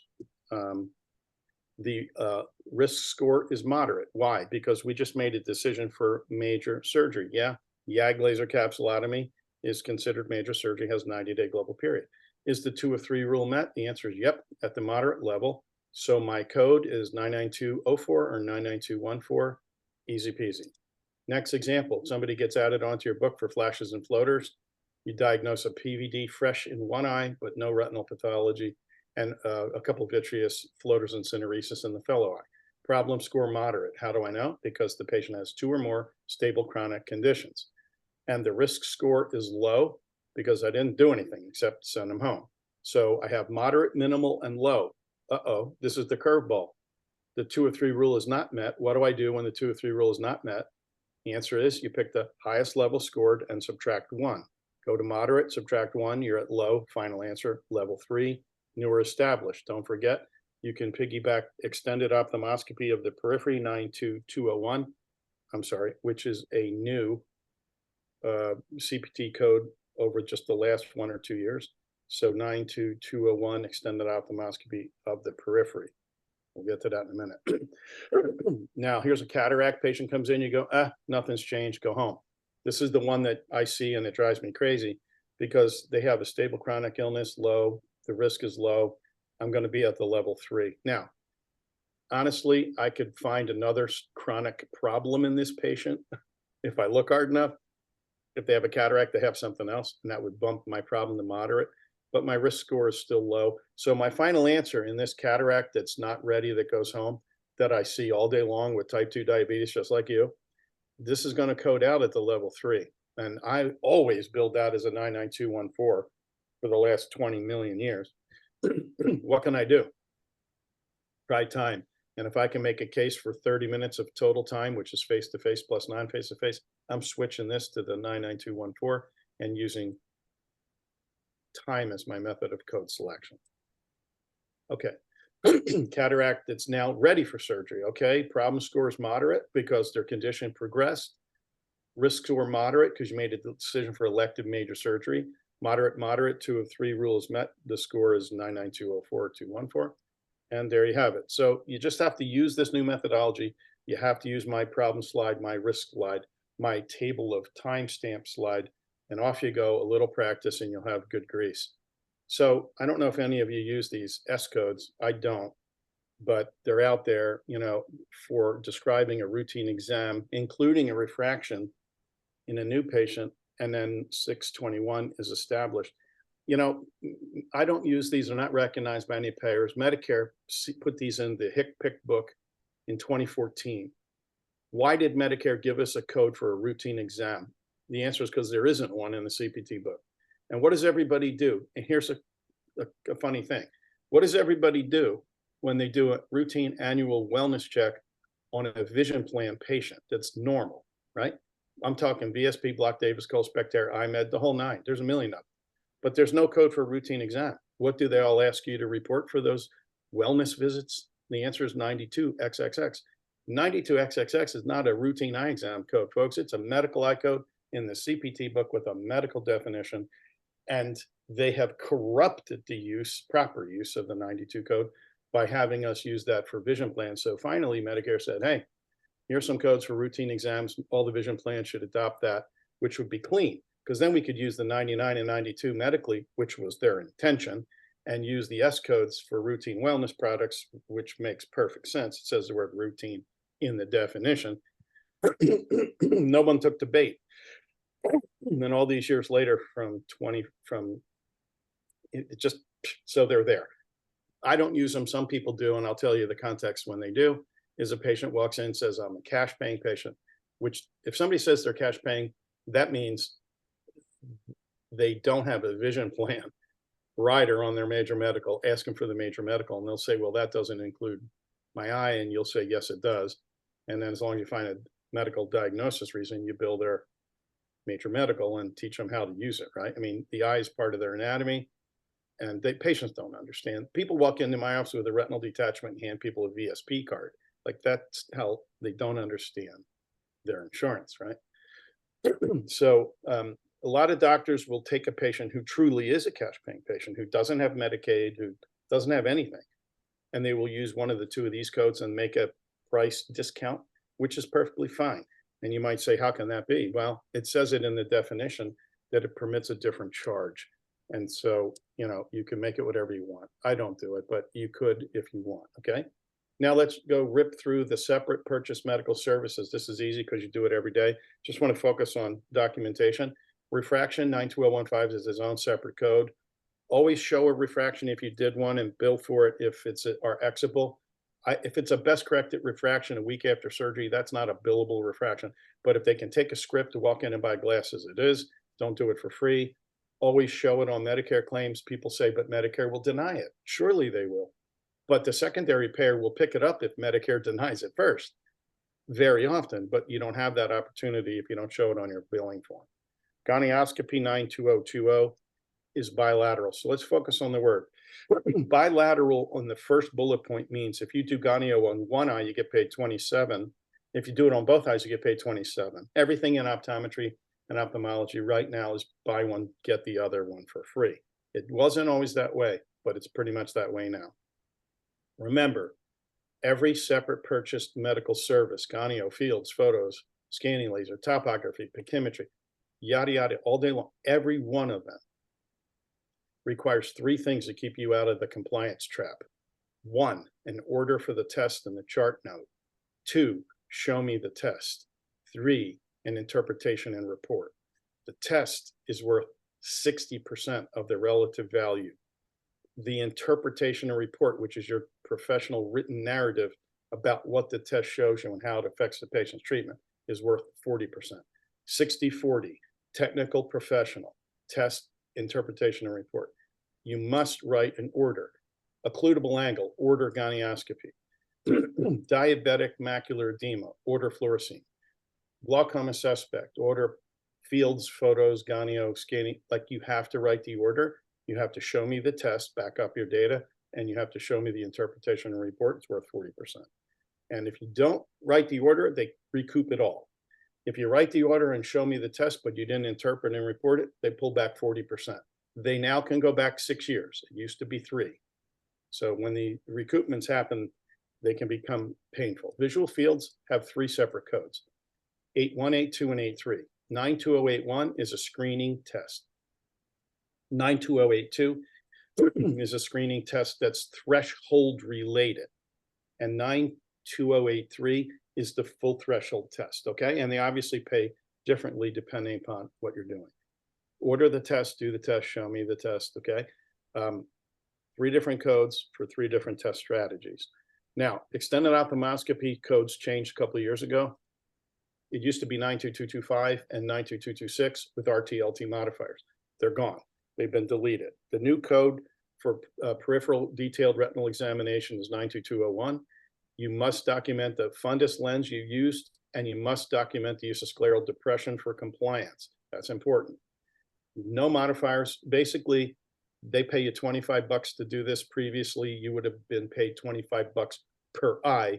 Now it's buy one, get one free, like everything else. It does require, for compliance, detailed retinal drawings, about 3 to 4 inches with color. You can do drawings inside of all EMR packages. All right. So that's a new code. In my opinion, this is one of the most frequently underutilized codes in optometry, and it's a crying shame. Let's leave it at this. People always tell me, oh, but it's highly audited. No, it's not. The number one test code audited in optometry for the last 25 years has been visual fields, and no one stopped doing fields because they were afraid of an audit. So pay attention. If you sent the patient to the retina specialist, you did some extra work that involved you looking at the retina, and I respectfully submit you didn't get paid for it. So shame on you. If you send a person to retina, bill extended ophthalmoscopy because you did it. You should get paid for your work. And if you did, you would clearly be within the yellow lines. It's not overdoing it. Okay, now they have a second extended ophthalmoscopy code. And again, this is new, 92201. In this instance, it's 92202. And this is for when you're looking at the macula. So the first extended ophthalmoscopy code is for periphery. The second is macula. So what macular pathology would be drusen, AMD wet, AMD dry, macular holes, epiretinal membranes, vitreomacular traction, RVO, BRVO, CRVO, BRAO, like all of that stuff. Okay, the peripheral one would be lattice holes, tears, RDs, PVDs, etc. Okay, again, no RTLT. This is a buy one, get one free, $15. The only part of this that really hurts is that with both extended ophthalmoscopy codes, you can't take a picture. Now, previously, you used to be able to bill $25 per eye and take a $50 photo. Now, you can't take the photo if you bill this, and you only get paid for one eye instead of two. So if you're thinking about this economically, you'd be better suited to order a fundus photograph and skip billing extended. What I would do is do the photo now because it pays better, but on my next follow-up visit, I would do this. And by hook or by crook, in the course of a year, I work them all in. Fundus photography took a real haircut. This used to pay $80. Then it went down to 75, then 70, 60, 50. And it was the biggest reduction in fees of any code last year. So fundus photography is still a wonderful thing to do. It just doesn't pay as much as previous. Slit lamp photography used to pay 47. Now it's down to 22. All of these tests, again, require an order. Show me the test, the picture, the field, the scan, and do the interpretation report, okay? Special anterior segment photography is not something most optometrists do, specular microscopy, but it's a billable code. Tear film osmolarity, this is a very spotty reimbursement. It's a tricky business. These, you have to buy the chips, and it's sometimes you don't get paid, but you're paid to use the machine, and it's a business model that, you know, has some room for improvement. But anyway, you can't bill it unless you have a CLIA lab number, because it's a lab test. How do I know? Because it starts with an 8. So you have to do the CLIA thing and put your CLIA number on your billing form, and then you have a fighting chance. But it's a lot of people do this and they realize they're not going to get reimbursement. Why do they do it then and lose money? Because you have to buy the chips to run the you have to buy the keys to run the car. And the answer is they do it because they're selling procedures, things like LipiFlow, et cetera. So, you know, you're going to take a $30 hit on the test and sell a $1,200 procedure. I guess it makes sense.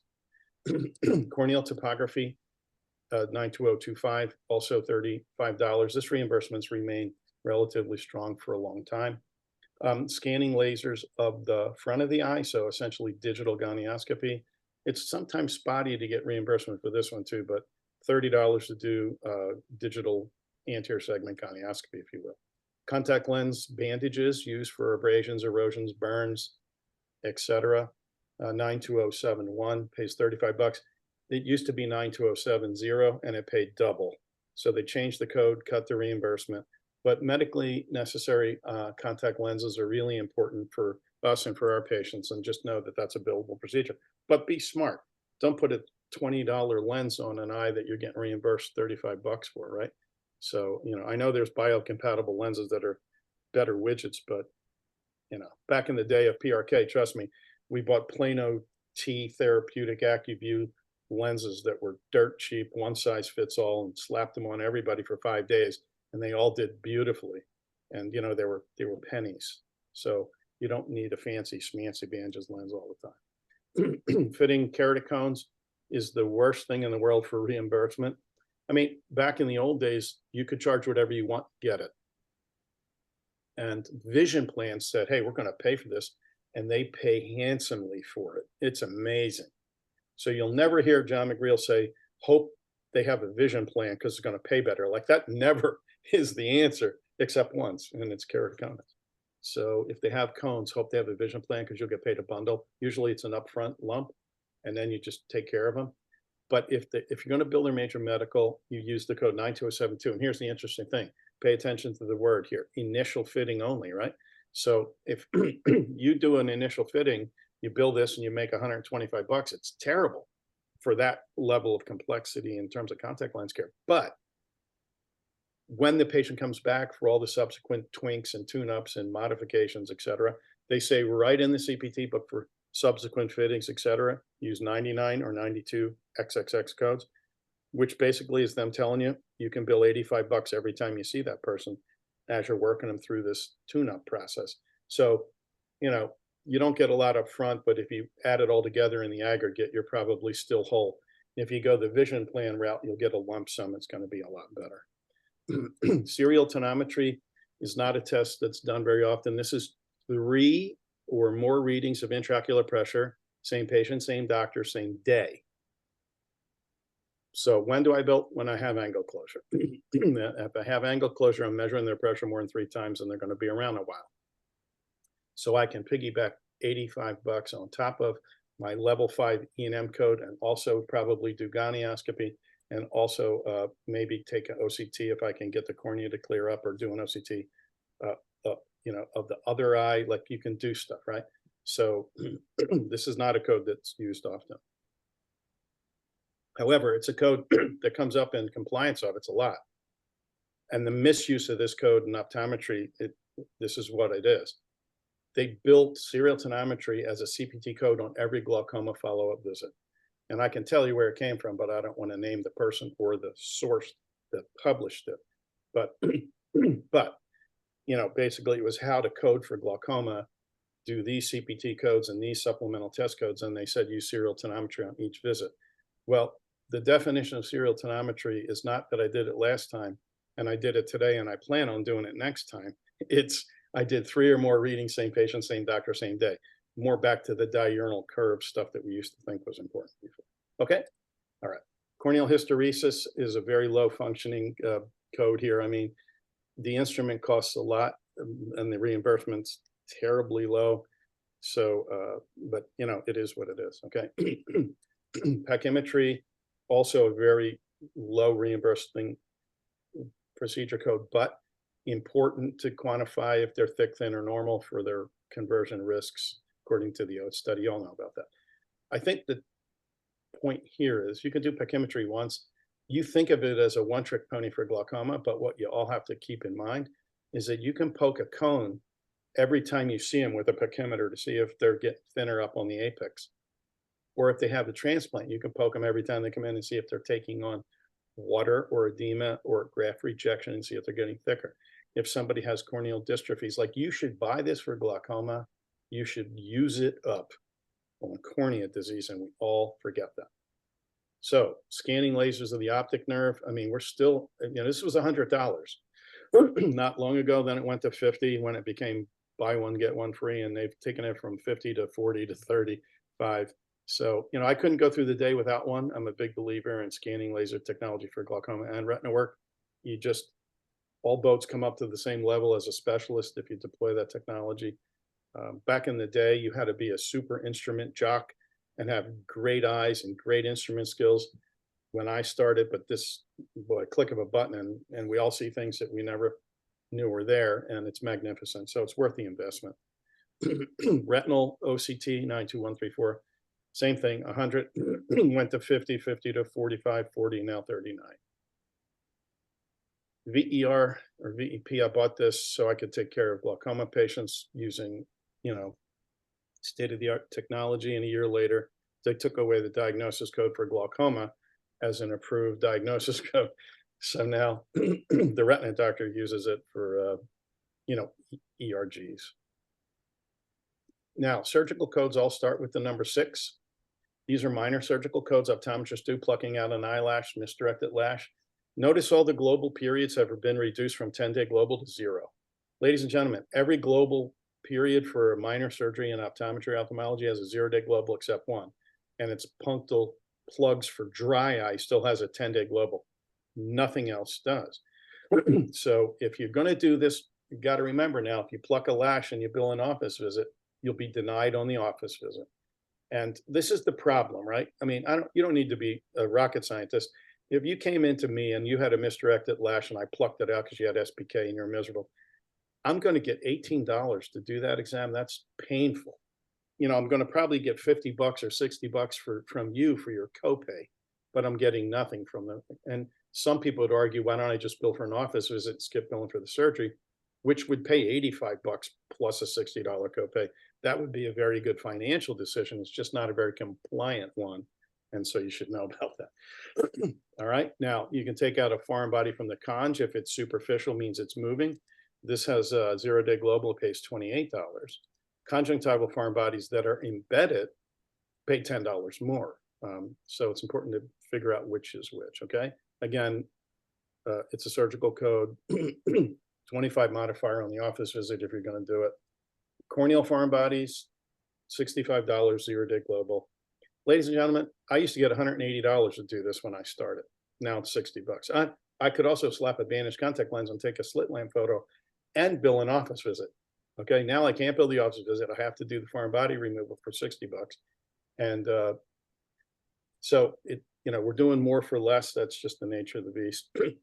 And but here's the thing. I collected a copay. I take it in the shorts when I do the surgery. But there's a 0-day global now instead of 10. What does that mean? I can bring you back and check you tomorrow, collect another office copay, and tomorrow I'm not billing a surgical code. I can bill an office visit code and get $85. So if you haven't thought about it long enough, here's the take home. You do the heavy lifting on the first day and get paid nothing. On the second day, you do almost no cognitive work whatsoever and get paid a lot. So you're getting paid more on the follow-up visit than you are on the surgery visit. You still end up getting paid the same. It's just in a different order. Dr. IC double means you're figuring out diplopia, 3, 4, 6 nerve palsies, Brown tendency, like whatever's causing diplopia. And doctors who do binocular vision work, functional optometry, also can build this in their evaluations. 9260 pays $63. Nasolacrimal dilation and punctal irrigation has always paid around $100 and still does. You don't get paid anymore to probe them. You just get paid to probing, and dilation and irrigation are all included. When you put in punctal plugs for dry eye, this one's the only one that still has a 10-day global period. And it pays $150 nearly, and it always has. You have to pay attention to modifiers because they started with the left eye, which breaks international convention. But they did, so pay attention to those modifiers because we're going to be using these now. We have a new generation of medicated punctal plugs for glaucoma that are about to be launched, and we'll have to use these E modifiers to denote which punctals we plug with medicated punctal plugs. Of course, we have steroid punctal plugs approved for allergies and for perioperative management already, and much more to come in sustained drug delivery systems. Here's something new, CPT code inserting a drug-eluting implant. So when you put a medicated punctal plug, it's going to have a different code than the dry eye punctal plug. And the code is 68841. This is the code we use when placing, let's say, latanoprost punctal plugs in somebody this year. Okay, this code came out last year before the plugs were approved. They thought the plugs would be out last year. They're not. They thought they'd be out this year. They're not. But we have a CPT code for putting in medicated punctal plugs when they become available. Of course, you can do the dexamethasone punctal plug now. All right. And by the way, this code is used each eye. Pay attention to the word each. And the reimbursement is $30 each eye. So I thought Alcon was coming out first with the Trabtan punctal plug. Here it is. But they haven't. Now, here's another code that's a temporary code, but important. Ladies and gentlemen, we have ocular inserts. These are not punctal plugs, but they go into the conj cul-de-sac, and they're going to be used for the treatment of glaucoma too. So the initial placement and fitting of an insert in the eye is the temporary CPT code 0444T. And so what you're going to do is pop this little rubber band in the conj cul-de-sac. It's going to time release and deliver Lumigan. Then when they come back in 4 months and it's expired, you're going to remove the expired Lumigan plug and rubber band and pop in a new one. When you pop in the new one, this is the code you'll use for subsequent placement of a new drug-eluting ocular insert. And this will be for one or more eyes. So it's 0444 to fit it the first time and 445T to replace them or exchange them as you move down the line. Here's what it looks like. It looks like a rubber band. It's impregnated with Lumigan. You place it in the cul-de-sac. You have them look down, look up, and you can kind of see it here in the corner. Ladies and gentlemen, the first thing I thought is that's going to cause a lot of side effects, putting a PGA on their eye 24/7. The truth is it doesn't. And the reason is because the amount of Lumigan in that rubber band is equivalent to 1 drop out of the bottle. It just works better. So it's actually less side effects. It's pretty cool stuff. And so for modifiers tonight, the only ones you really need to pay attention to in optometry are E1234 for plugging puncta, RT-LT for when performing surgeries, 25 modifier on an office visit if you did surgery and you want to try to get paid for both. When you co-manage surgery with ophthalmologist, you use the 55 modifier on the surgical code to denote post-op care.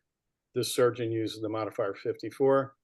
If you're inside the global period of the first surgery, when you do the second surgery, which is almost always in cataract, you need the modifier 79 to denote that you're inside the global of the other eye. If you perform multiple surgeries on the same day, for example, bilateral YAG capsulotomies, you need to put the 50 modifier to denote you did it twice. You need to double the fee. So when it comes to cataract implant surgery, here we are. You use the code 66984, MD's name and MPI. You used modifier 55, report the range dates, which are when the surgeon transferred care to you. The end of your range dates is the 90th day after surgery. This is tricky. The date of service is not the day they're in your chair. It's the date they had their operation. The ICD code is not pseudophakia or presence of IOL. It's whatever the cataract code the surgeon used. Remember to use 79 on the second claim. And this is reimbursing about $505 this year. Complicated cataract surgery represents 2 to 3% of all cataract surgeries, and it pays $200 more. You are entitled to 20% of that extra $200 if the surgeon says this surgery was complicated, which means they needed virus expanding devices, Malyugin rings, hooks, sublux lens, Marfan patient, iridophecatodenesis, zonular dehiscence, all the usual stuff, right? So there's regular cataract surgery and complicated cataract surgery. And then there's cataract surgery, which has a MIGS performed with it. So, previously, we would bill MIGS procedures a la carte, which was great. And now they bundled them. So if you do cataracts with any stent, eye stent, hydra stent, it's bundled into the cataract surgery, but they give the cataract surgery a new code, 66991. And of course, they increase the reimbursement from 500 to 653. And of course, if there's a regular cataract and complicated cataract surgery, then there's regular cataracts with MIGS and complicated cataracts with MIGS. And this one pays even more, 66989 pays $800. Polling question, which of the following method of code selection will be used to pick a 99 code? Will you use time? Will you use medical decision-making? Will you use history, examine medical decision-making? Or can you use either time or medical decision-making?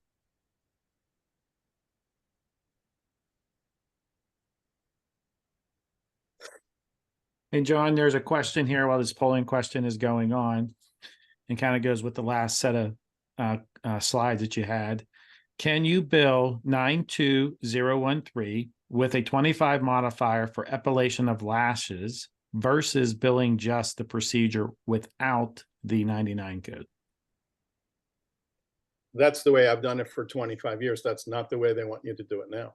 Exactly. They want you to just bill the appellation code and eat the office visit.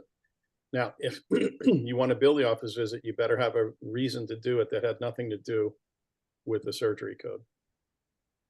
Yeah, I know it's not what you want. It's not what I want either. So we have these patients that come in all the time, cataract follow-ups, I think there's some, feels like there's something in my eye, dry eye follow-ups. Glaucoma, we're seeing them every 3 to 4 months. They got a misdirected lash, it's touching their eye.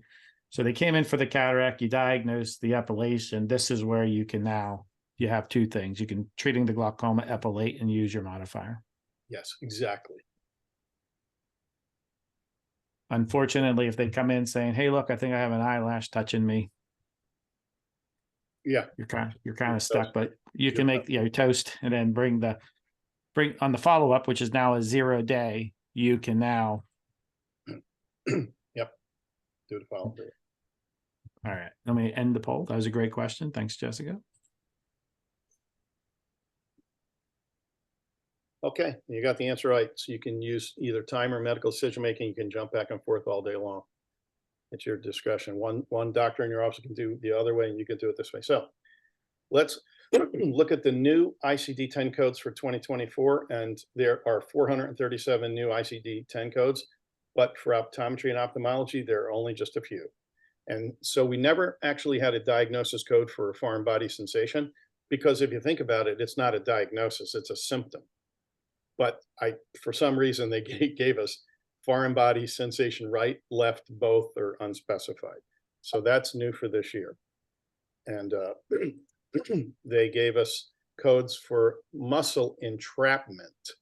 So inferior oblique muscle entrapment, right, left, inferior rectus muscle entrapment, right, left, lateral rectus entrapment, right, left, medial rectus entrapment, right, left, superior oblique, superior rectus. So these new codes exist for muscle entrapment. Again, not something you're going to use very often.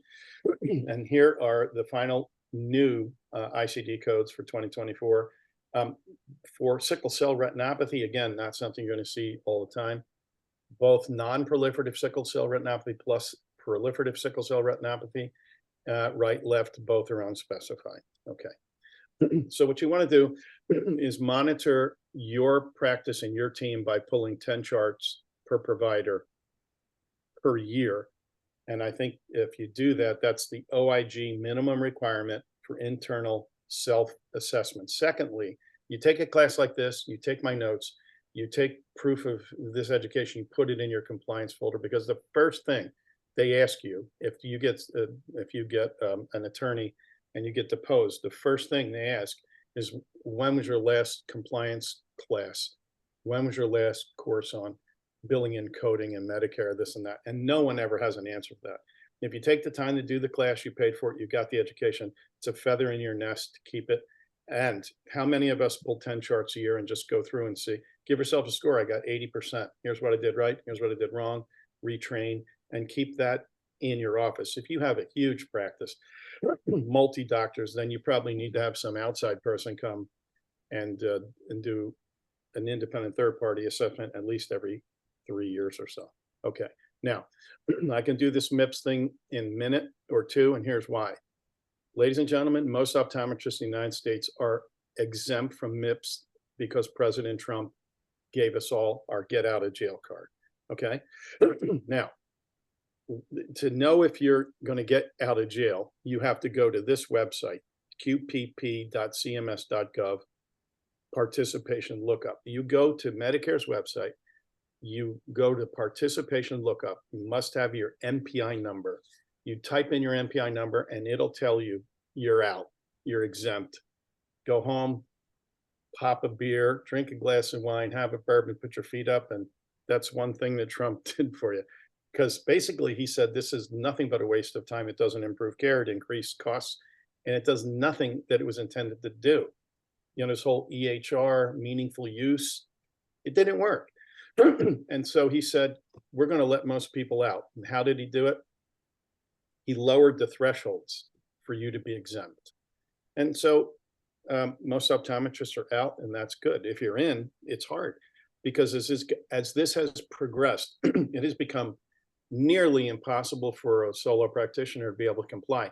What you have to spend to be able to comply now is going to cost you more than you'll ever save in terms of penalty. It's just, you know, it's for big hospitals that gobble up bigger hospitals that gobble up bigger hospital systems that, and you know, that's happening all over the country. They have whole teams, they can handle this, but the little guy really can't. So go see cms.gov, QPP and participation, see if you're in or out. And so let me just tell you, if you're out, it's because you see 200 or fewer Medicare Part B patients per year, or you have lower than $90,000 in allowed charges. Now, you may say, geez, John, I have a lot more than 200 Medicare patients, but you really don't. And here's why. If I have a Medicare patient with glaucoma and I see them 3 or 4 times a year, that counts as one patient, even though in my mind, that's all I do all day. It's only one patient. So most optometrists are out. And if you're newly enrolled to Medicare and this is your first reporting year, you're out. So that's how you can figure it out on your own. But it's easier to just go to the CMS, QPP.cms.gov, have your participation look up, give me your MPI, and it'll tell you if you're out. If you're in, you're sort of still on easy street, and here's why. There are 4 grades that you get in MIPS. One is for quality measures, which are CPT codes. One is for using EMR. One is for practice improvement activities, and one is for cost. Now, here's how I make this really, really simple. No one on this call, no one I've ever met in optometry can handle the promoting interoperability, which used to be meaningful use, which they sunset it and change it to advancing care information, which they sunset it, and now they call it promoting interoperability. None of us at this point in the game can actually do that. And part of the reason is you're not allowed one single error. If you make one single error in the whole calculus of promoting interoperability, you get 0 points. They used to have partial credit, now you get 0. What I'm saying is EMR is all or none. You do not have the ability to do it. You don't. So here's the good news. You can go to the Medicare website, file a hardship exemption, and get out of it. If you file a hardship exemption and get out of promoting interoperability, they take the 25 points and they move them into the quality bucket. And quality codes are easy. You see a diabetic and you dilate them, that's a quality code. And you'd already do that. You see a glaucoma patient and you document their optic nerve, that's a quality code. You already do that. You send a letter to the doctor if they have diabetes and tell them the good news. That's a quality measure. You already do that. Quality measures are easy. And if you exempt out of EMR, you put your 25 points into your quality bucket. Now you're up to 55% in the quality bucket. Clinical practice improvement activities are the easiest thing in MIPS. You go to the Medicare website once a year, go to improvement activities, and 120 improvement activities will pop up, and all you do is take your mouse and click the ones you do. You only need to click 2, and you get credit, and you leave, and you don't have to do it again until next year. Practice improvement activities are things like, do you take same or next day emergencies? Click.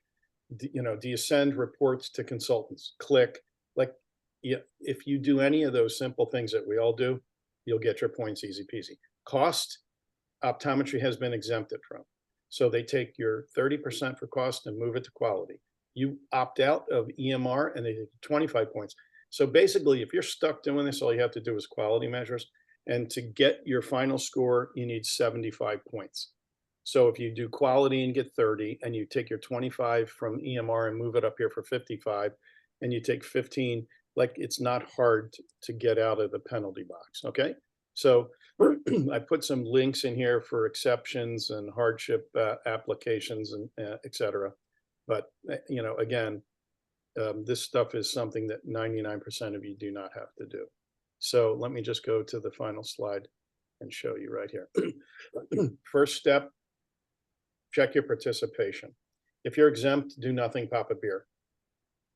If you're stuck in there, file a hardship exemption, get out of EMR, reassign your 25 points to quality.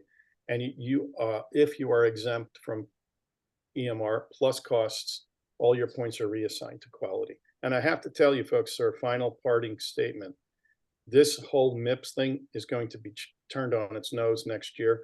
The government is about to transition everybody in MIPS to something they call MIPS value program. And, so in the usual fashion, they're going to change it, make it more difficult, make it harder, make it cost more for training. And I think most people are getting really tired of it. So the good news is most of you are out. And whether you like Trump or not, that was a good thing for our profession. It saves people a lot of time and money. And I thank you most graciously for your time and listening to my monologue. Thanks, Dr. Salka and Caldwell, for jumping in from time to time so you don't have to just listen to me all night. I hope you learned something. I wish you all well and good compliance and Happy New Year. Thank you. Thanks, John. And John, go ahead and unshare your slides there. Yes, sir.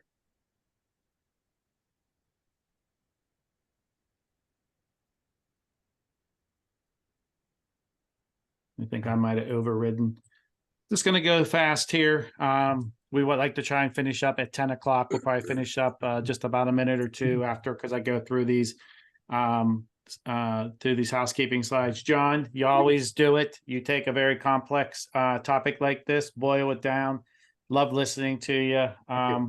So thank you very much. I know that there's a ton of stuff you have to read, and I mean, taking that and boiling it down to 3 slides almost is just amazing. And thanks for clarifying a lot for us. Thank you. This will end the CE program.